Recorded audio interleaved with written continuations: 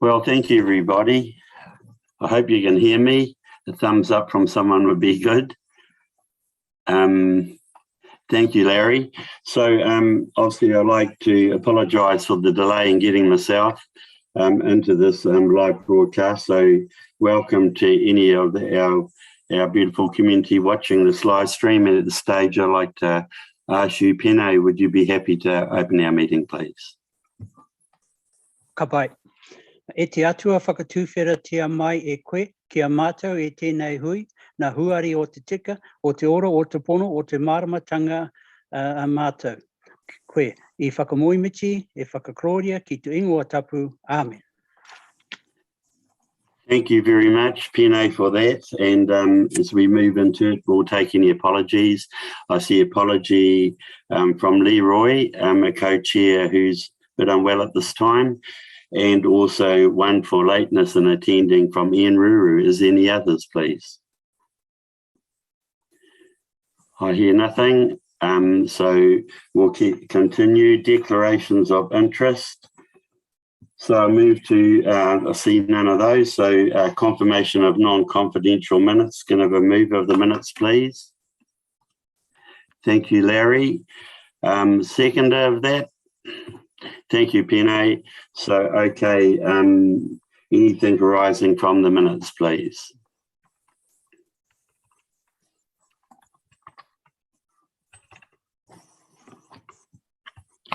I hear nothing there. Oh, Ron, sorry. Yeah, just a correction to the minute. Pene should be as an attendee.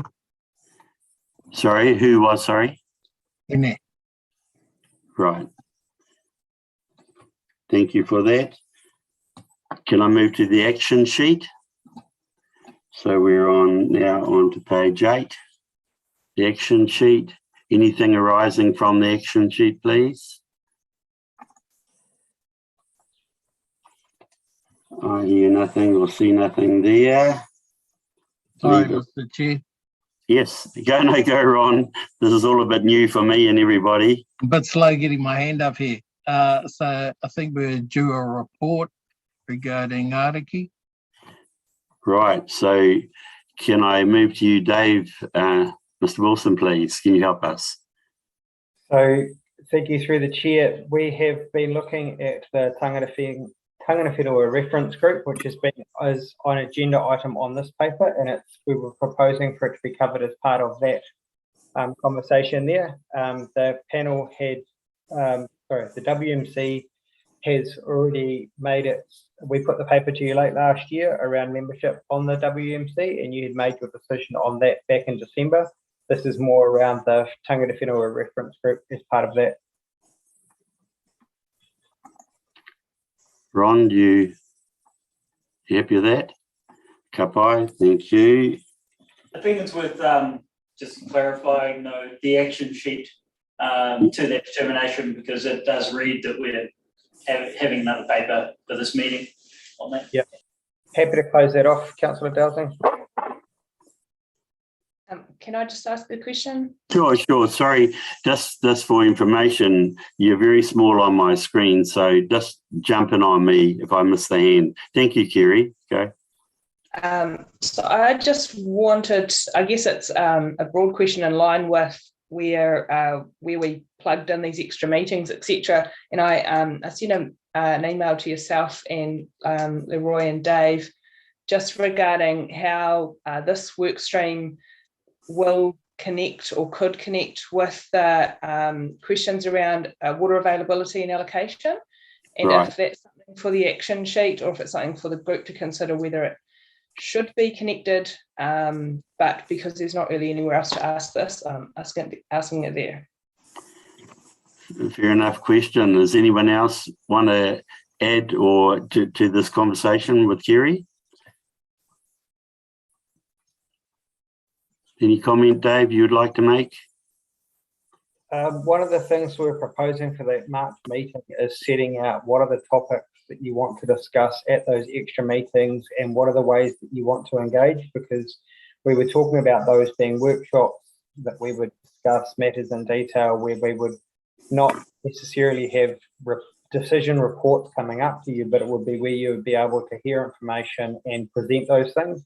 One of the things we were hoping to do at the first one is to talk about, well, here's a topic, and we were going to focus on some of the detail around the wastewater treatment plant and drain-wise, but then what are the other topics that you might want to do at those workshops, which are separate from the reports that would need to be done for a formal WMC agenda, is what we were proposing. Do you want to hold it to that, Councillor Worsnop, or is it something to pick up there?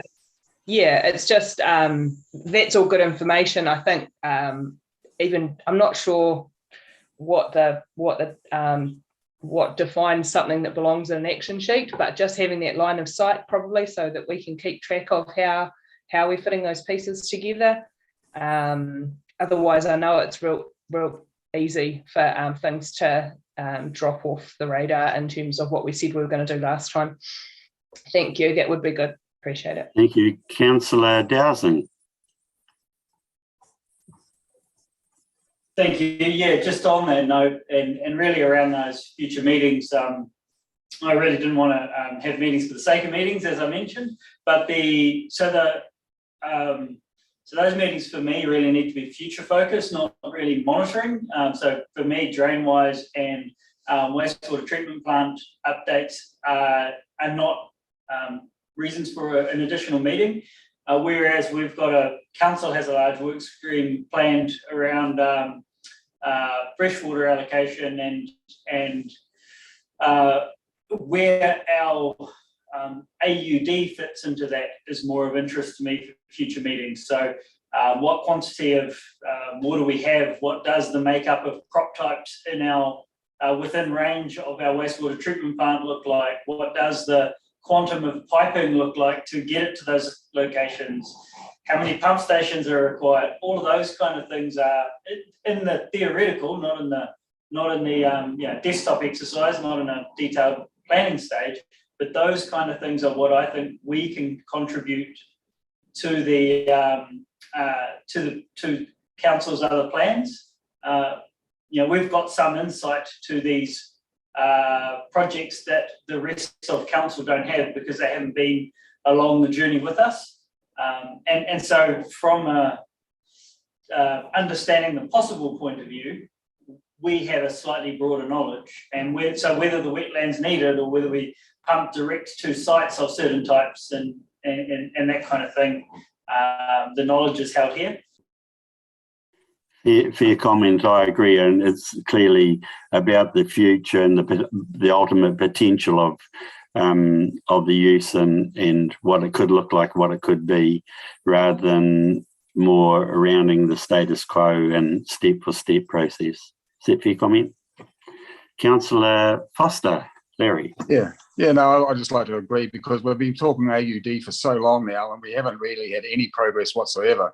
We've got Kauflon looking to get some money from the Endeavour Fund for us to hopefully promote some further work on this. But in the meantime, I would certainly like to know what's possible from our new wastewater treatment plant, the water coming out of it, the quality of the water, and is it possible to bypass a big wetland and have piping going through other different filtration systems that purify it at the end, and maybe it can even be used for irrigation. It possibly could even go into a river, say at the end of the day, if the water quality was good enough, because that would dilute it even more. So there's so much exciting stuff that we could be talking about, and I really think that the AUD is where really a lot of focus should be, because we're just getting the same old. So I'd really like to see some progress in that area, that's for sure. I totally agree with everyone, all the conversation. Thank you, Larry. Anyone else like to have a chat on this issue?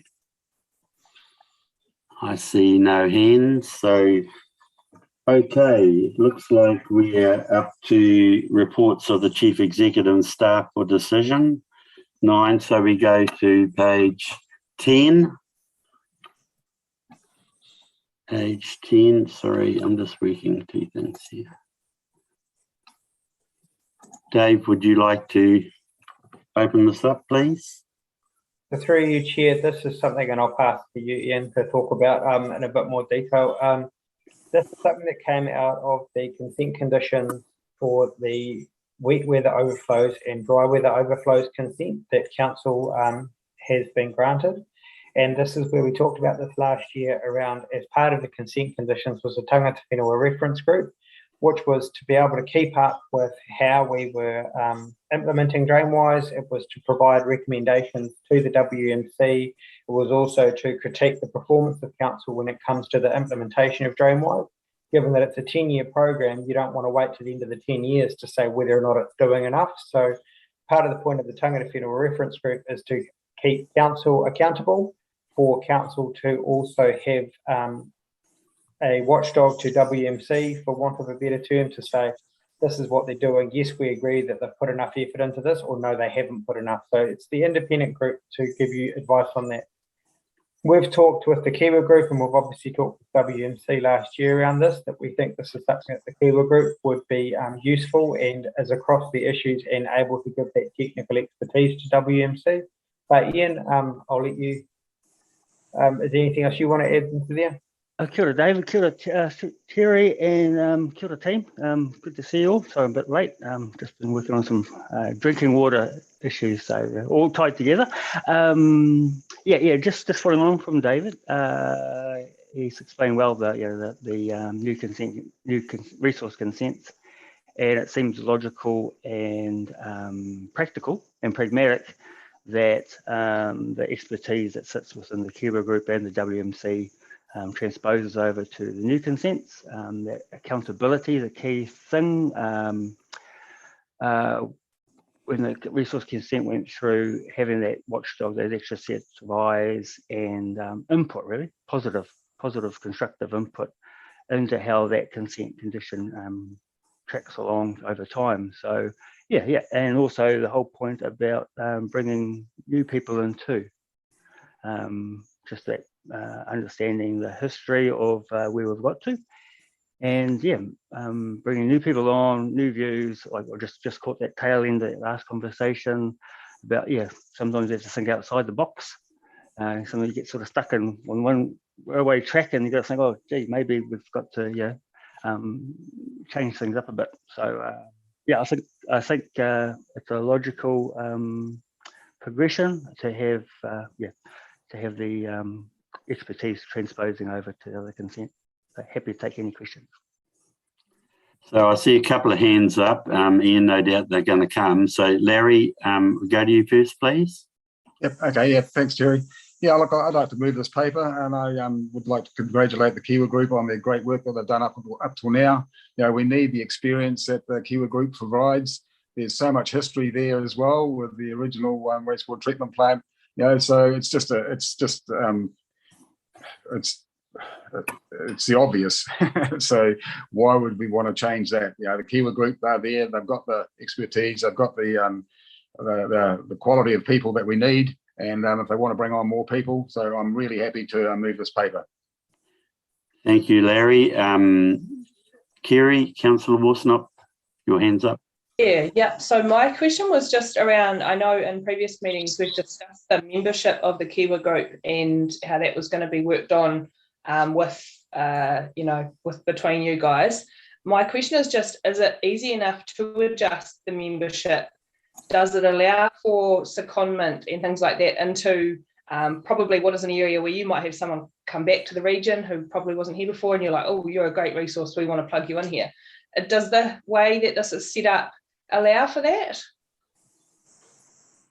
Through you, Chair. Dave. Yeah, go, Dave. Sorry, through you, Chair, the terms of reference are set by the WMC for the Kiwa group. The Kiwa group are able to co-opt on expertise as they deem fit as a group, so they're able to bring people in and out. The original Kiwa members were put forward by the iwi members of the WMC, so they were put forward by them, and then they've also brought people on to help with different areas of expertise. I'm thinking Murray, Ian, and a couple of others that you've brought on just to help out with some parts of things that you've got going on. Absolutely, and with the change to these Zoom meetings and things, people could be around the world still, and then chime in with some pearls of wisdom. Greatly accepted.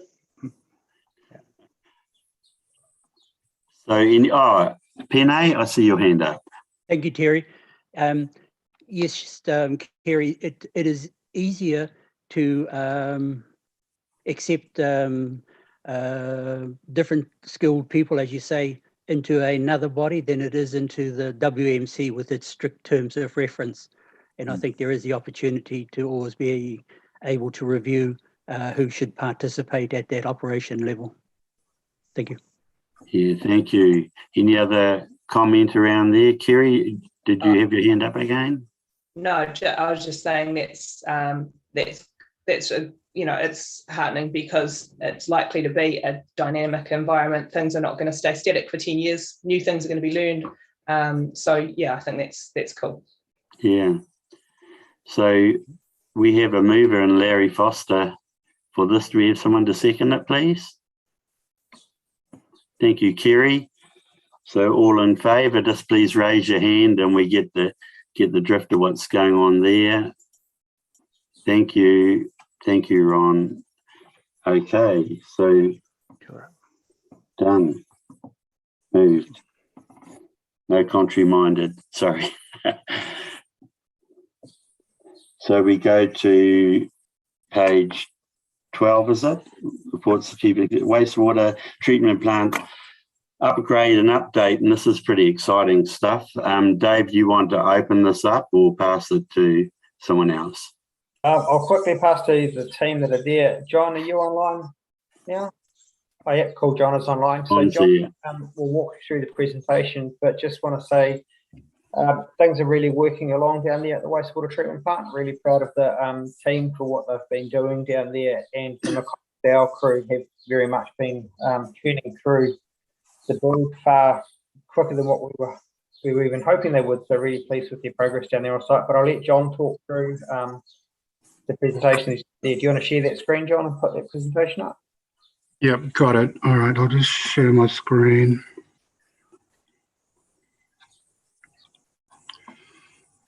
Can you see that? Yes, thank you. All right, so these are photos that were taken late last year and they're continuing on working on it this year. So I'll just start with the photos. What they've done, so these photos that have taken, this is the actual clarified pump station. That's actually 7 meters down. So they've started pouring concrete halfway up. And this is the second half of the concrete pour, which will be done this coming week or next week, actually. So basically, most of the clarified pump station concrete pours have been done. Once this part of the pour is done, then they're going to be doing the actual chambers inside. And that's moving to program quite well. That's the clarified pump station. There's just more photos of the construction works as it was happening. And while they were working on this clarified pump station, they actually completed all of the ground improvement works. So this is stuff here is all the cement stabilized works. And they're bringing in, on top of the cement stabilized ground, they're bringing in the actual aggregate raft on top of it. And that's the completion of the ground improvement works. So that's all of that work has been finished. So they've started actually doing the foundations to the actual structures at this stage in February. So I'll just go through more of the photos, and then I can show you the actual site drawing program, so you have an overview of exactly what's coming up. Again, that's just stabilization photos. We're just waiting for all the quality assurance documents to come through so they can close that works out. So this is the start of the ground lab for the lamella clarifier that's coming up. And again, just some more photos of excavation, but they, instead of being on site and installing the pipes that need to be going down, they've actually gone through while they were doing the ground improvement works and cut out the trenches for all the pipes. So when they do come to the building, installing and building the buildings that need to be put on, these trenches for the stormwater pipes have already been cut out. So it's just a matter of laying them and then putting stabilized fill around it. Just go to this drawing. This is the completed phase 2 construction drawing, and I've got dates down here of actually when each section is going to start and finish. So you can see this is the Lamera clarifier that they've already started working on the base slab works. And I was out there just a couple of days ago, and they've already started putting in these foundation poles onto it as well. So they started this lamella clarifier on the 18th of January. The next bit of work that is coming up is the electrical building and the UV disinfection area. So 2 and 4, these 2 areas are the ground slab cement works that they'll start working on before they start actually doing any of the structures. Was there any other questions? Does anyone? Neville, did you want to jump in with anything?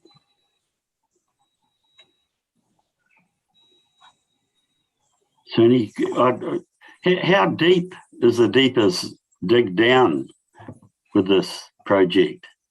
How deep is what you're talking about, the ground improvements? Yeah. How deep are you going? So the stabilised ground has gone down 6 metres. So you've got the ground level here, then 6 metres deep for this whole area has been stabilised. And on top of the 6 metre deep stabilisation, then you've got another 1.5 aggregate raft on top of that. Right. And then once you finish the raft, then they're doing the concrete foundation slabs for the structures. Just to give you an indication, the clarifier pump station doesn't actually show up on this diagram. John, maybe you can kind of point to where it is. The clarifier pump station, just let me... It's pretty much to the right of number 10. Yeah, so these pipes connect right up to the clarifier pump station up here. And once that pump station's finished, all that material will get pumped down to this clarifier. But that pump station, that's the concrete works for that. They're going to finish that the next March. They'll be complete, all the pump station, by the end of March, start of April. And that actually conveys the treated effluent from the BTF and allows it to be pumped over to the new site to allow it to be treated through solids removal and UV treatment. Right. And it is a massive undertaking with regards to that pump station when you realise it's 7 metres deep and they have to pour concrete all the way up and come above ground. It's a massive effort. Yeah, that was this photo here of the pump station. Okay. I see Kerry, I think you had your hand up, please. Yeah, I kind of get the feeling from the way there's a bit of optimism and sorry, I can't see if the screen is full, but whoever was just speaking there, I get the feeling we might even be very slightly ahead of schedule. Is that right? All right, anybody else answers that? No, because we're not going to jinx ourselves. But there have been some positive things where we've been told that we'll have a 6-week delay on steel, for example, and then magically it's turned up 2 days later because of a back order from somebody else or those kind of things. So it's going as well as we could possibly hope for at the moment, but I'll never say I'm ahead of schedule until I'm finished. All right, well, I'll tap the table because it's wooden and then you're safe. So I guess my question around the site would be low risk, would it, for interruption from the likes of COVID, being it's outside and all that kind of thing? So we're not likely to see big hold-ups. And if we, that would that be a fair assessment? You want me to talk to this, guys? So part of the issue we have was, yes, it's good that it's outside and we're able to be outside with social distancing. The issue we have is this is quite specialist work and there are a number of teams that are coming from across the country for this. So some of the specialist fitters and even the program manager have to come from Christchurch for some things. We've got Christchurch, Auckland contractors here, as well as all across the North Island for some parts of it, so not at all times. We do have, and the team have done a really good job of putting together some COVID safety protocols to keep everybody safe, but then also business continuity planning should there be anything that started to slow us down. Cool. And sorry, last question.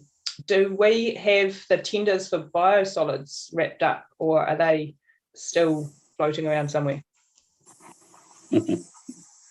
Neville, where's your time frame for that? Sorry, mate. Currently, we're actually having a review of the contract documents by the lawyers. So we would hope to have that out for tender within the next 4 weeks. Okay, thank you. Good. Thank you, Neville. Dave, John, anybody else? Anything they'd like to ask? I think it's incredibly exciting looking at this project and seeing these images along with the new pool going up. You know, clearly they seem to be progressing almost ahead of time too. So really positive stuff going down at this time.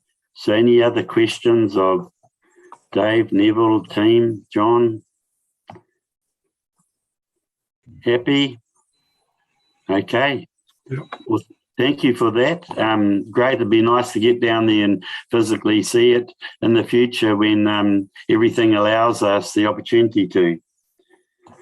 So we'll move from that report to that good old AUD comment. Let's go to page 22 of this agenda.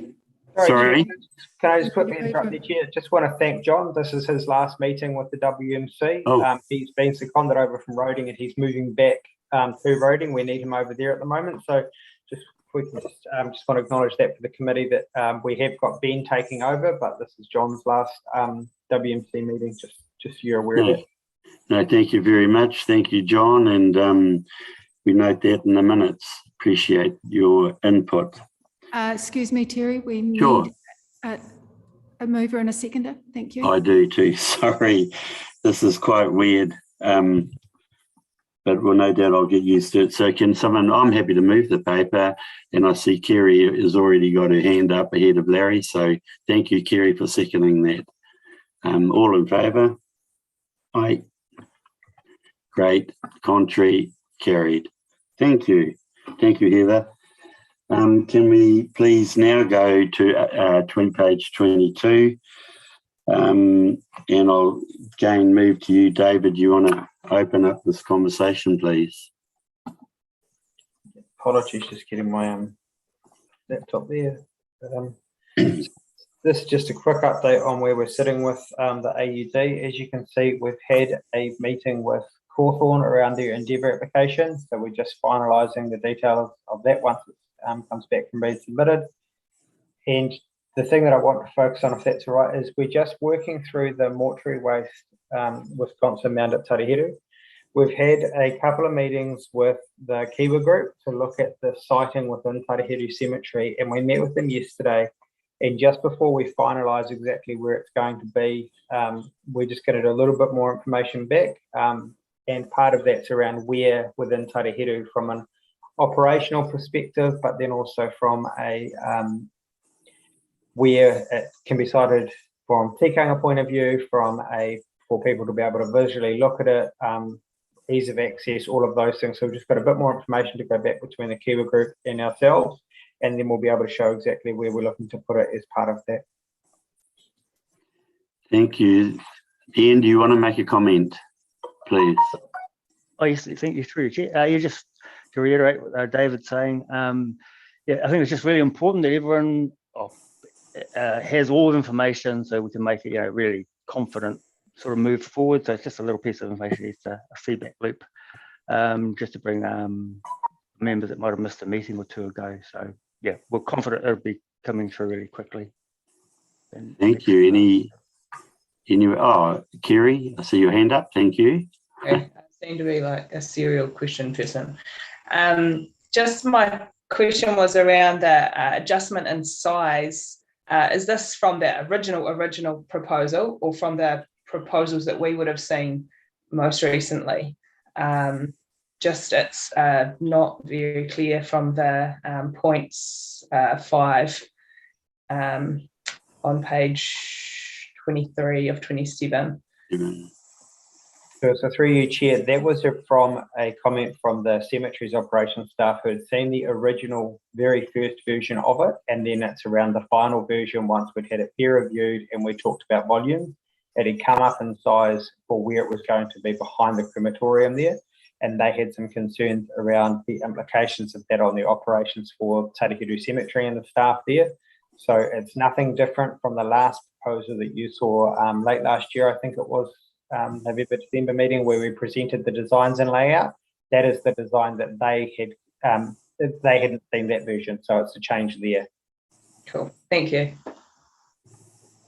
Do I see any other hands up? No other questions around this? Yeah, I was just going to say, obviously we don't have details of the site yet. And sorry, we don't have details of the site yet, and I'm just wondering, I assume all of the flood protection requirements and all of those kind of things are being checked off at the moment, and making sure it's not too close to the stream as mentioned in the document. And I'm at this stage with no details. We're just going on faith that it's kind of going to come back to us with a report on the redesign. So through you, Chair, we've been working with the Kiwa Group, understanding a lot of those concerns through our resource consent that we need to do around groundwater, around flood risk, around all of those things that has to be done as part of that. What we're doing is partnering with the Kiwa Group around their input to what's going to go into that resource consent to make sure that any of those concerns, as much as possible, will be done as part of that. And as Ian said, it's making sure that everybody in the Kiwa Group's across that level of detail so we can then present it back to WMC. What we didn't want to do was present what we were working with Kiwa Group on before they had reached their decisions on it, given they're your technical advisors. So we just wanted to make sure that they were comfortable with it, so that when we brought it up, they could say yes, they were, or no, they weren't when it came up. So you had that independent advice from them as well. Okay. Larry, I see your hand up. Thank you. Yeah, no, I've got no problem with any modification, but will it affect the budget at all with the extra footprint? Does that have any impact on the budget's been allocated? Now, through you, Chair, it's within the budgets that we have allocated. We're comfortable. All right, cool, awesome, thank you. I'm Kerry, happy with the paper. You happy with the paper, Kerry? Good. Any other comments? Observations? Oh, sorry, Larry again. Oh, Ron, sorry. Larry, Yeah. Please take your hand down. Just a question on the Endeavour Fund. Do we have any timelines on when that's going to happen? Neville, you had to catch up with them last. Do you know when the update was that they flagged through when the time frame was for decision? Sorry. As far as I'm aware, the applications have to be in by December, but I think that they have a interim deadline to have a high-level summary of what they're looking at. So we have actually got a meeting planned within the next week with Cawthron to obtain an update of where they're at. Basically, one of their main issues is in regards to what their research project will cover. So they've actually been working on what they perceive will be a 5 years review, and the major component of that is around the cultural impact as well as the European treatment process aligned with cultural requirements. Thank you, Chair. Just a comment, I suppose. 5 years is a long time, and I'd hope we'd make more progress around AUD before that occurs. Larry, I see your hand up. Agree. Yeah, no, I'd just like to reiterate that. I mean, we've been talking about AUD for so long, and the Chamber with you, Terry, you had your paper over 2 years ago. So, this is such an important part of our water strategy for the future. And even if Free Waters comes and takes it over, one would hope that we still have all this lined up for our future need for water, because this is our future. Without this component, we're in a dire straits with our water supply. So this is an imperative piece of work that needs to be done, and I can't reiterate enough how important and how fast we should be onto this. So I'm a little bit when we talk 5 years, I'm gulping big time. So the faster the better, as far as I'm concerned. Just through the. You go, David. Just through you, Chair, this is one of the avenues we're looking at. We still have the seed funding that we have there, and part of the workshops is to identify other uses as the treatment plant comes online. So as the treatment plant comes online, we would very much be looking to see the quality of water. And as some of you have said previously at today's meeting, it's around once we've seen that, we can demonstrate it and show that it's working. What are some of these uses? And then the discussion around wetlands and size and where can be a lot more pointed once we know we've got water that we can send out to them. And even if that needs to be sent to them, what are the other alternative uses as part of that? Kerry, your hand's up. Yes, so I guess my question, one of the previous slides had the timeline that sort of said July. Council basically gets handed back the site, the upgraded whole shebang. Is that the point at which we look at what's coming out of it? Like how soon do we get that information? When is there more to it than just turning on the pipe and saying, hey, look, this is what we got? You know, what does that process look like? Is it as soon as that we would be starting to get an idea? So through you, Chair, the hot commissioning will start in October of this year. So hot commissioning is when cold commissioning first to make sure everything's pressure tested, so make sure nothing's leaking. Then we'll start the hot commissioning phase, and that takes a couple of months to get the plant from turning it on to actually having it running so that we know exactly what's happening with it. What we'll be doing is very much using the results that we get through that to start looking at what quality of water we're getting, how the water is actually looking as it comes through, and go from there with it. So it will take us a couple of months, but one of the things we want to do is once we know that we've got it working and we've got staff available to move across to it, that's very much something that we'll then be talking about. This is the operation of it, this is how it's working, how we can partner from there once we've got those things absolutely known. So just sorry to take that a little bit further. If this lasts so we saw the some of the timelines for the Three Waters reform yesterday with the CE and councillors. Where in the point does the transition mean that we're no longer in control of those people and the information they might be gathering about what can come out of that treatment plant? Do we have a year? Do we have 2 years? How long have we got? So through you, Chair, those are the details that we're working through with the Transitional Authority at the moment as to what happens to the existing consents and structures like a WMC that is set up through a consent. So part of what we're waiting for is what does that look like, and we're waiting for DIA to give us those transition timeframes so we can see what they are and how it works. Can we have that reported back and put in the action sheet as well, please? I'd really like to see that. Happy to write a paper once we know what the timeframes are going to be for the governance arrangements, the consent arrangements. That's one of the parts that DIA were talking about giving us a release in March around that level of detail, but I'm not sure if they're still going to track to that. Cool. Cheers. Right. Anyone else? I'm looking along there. I see none. So, okay.